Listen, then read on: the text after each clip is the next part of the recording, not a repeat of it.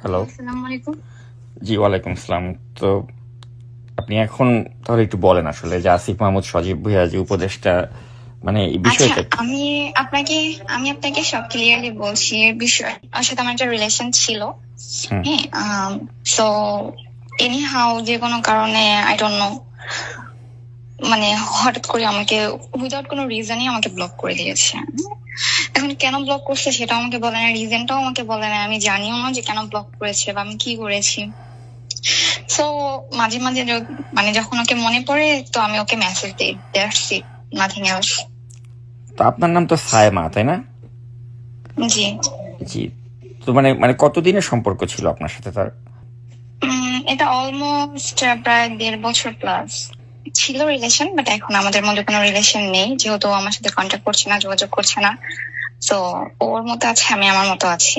আচ্ছা, নাকি এটা আপনার কি মনে হয় যে সে যে সম্প্রতি চট্টগ্রামে যে বিয়ে করলো চট্টগ্রাম ইউনিভার্সিটির একজন স্টুডেন্টকে, এটার কারণেই কি মানে আপনার সাথে সম্পর্কটা সে কন্টিনিউ করছে না বা এরকম কিছু? আসলে ও বিয়ে করেছে, আমি তো জানি না এটা। হ্যাঁ, তার মেয়ে, সে যাকে বিয়ে করেছে তার বাবার নাম হচ্ছে জনাব শহীদুল্লাহ। তিনি একজন সৌদি প্রবাসী, শাহরাস্তি এলাকার। মেয়ের মামার নাম হচ্ছে রাজ্জাক চট্টগ্রামেও বিয়ে মেম্বার। করেছে? হ্যাঁ, মামার নাম রাজ্জাক মেম্বার, শাহরাস্তি চাঁদপুর।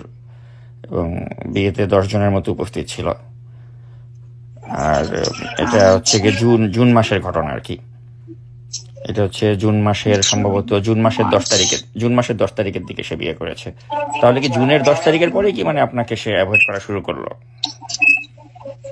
হ্যাঁ, আমার সাথে তো এপ্রিল মাস পর্যন্ত মোটামুটি ভালো রিলেশন ছিল। ঈদের পরেও আমাদের দেখা হয়েছে, বাট আমি অ্যাকচুয়ালি জানি না ওর যে বিয়ে হয়েছে, এটাই তো আমি জানি না। হ্যাঁ, তার বিয়ে হয়েছে এবং আমি আপনাকে বলছি সে চট্টগ্রাম ইউনিভার্সিটির একজন স্টুডেন্টকে বিয়ে করেছে। এটা জুন মাসের ফার্স্ট উইকে বা 10 তারিখের দিকে হয়েছে আর কি। এবং মেয়ের বাবার নাম হচ্ছে শহীদুল্লাহ। সে একটা সৌদি প্রবাসী এবং ওদের বাসা হচ্ছে শাহরাস্তিতে।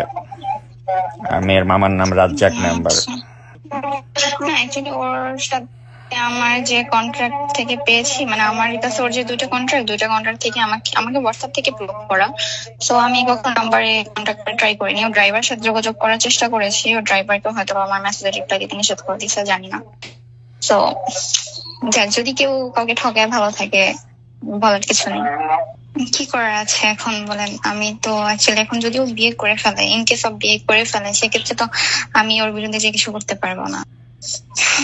আমার সাথে ওর হোয়াটসঅ্যাপে মোস্ট অফ দ্য টাইম যোগাযোগ হতো, সো হোয়াটসঅ্যাপ নাম্বার ব্লক আছে, বাট সিম নাম্বার হয়তো ব্লক করেনি। আমি সিমে কখনো ওকে ফোন দিইনি, যোগাযোগ করার চেষ্টা করিনি ফোনে, যদি রাগ করে এই ভয়ে ফোন দিইনি।